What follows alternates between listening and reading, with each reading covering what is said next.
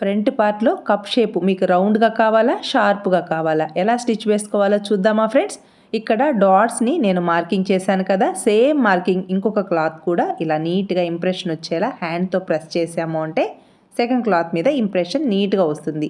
ఇలా మనం డాట్స్ని మార్క్ చేసుకున్న తర్వాతే స్టిచ్ వేసుకోవాలి. అప్పుడే రెండు సైడ్స్ ఫ్రంట్ పార్ట్ డాట్స్ అనేది కరెక్ట్గా రెండు ఒకే విధంగా రెడీ అవుతాయి.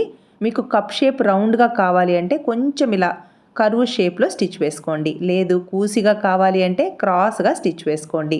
డాట్స్ని స్టిచ్ వేసేటప్పుడు ఇలా రెండు స్టిచ్చెస్తో అయినా స్టిచ్ వేసుకోండి, లేదా ఫస్ట్ చివర ఖచ్చితంగా రఫ్ స్టిచ్తో స్టిచ్ వేసుకోవాలి.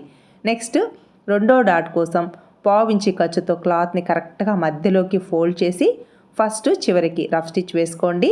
మూడో డాట్ని నేను మార్కింగ్ ఇచ్చాను కదా, ఆ మార్కింగ్ దగ్గరికి పావించి ఖర్చుతో క్రాస్గా స్టిచ్ వేసుకోండి. ఫస్ట్ డాట్ చాలా ఇంపార్టెంట్.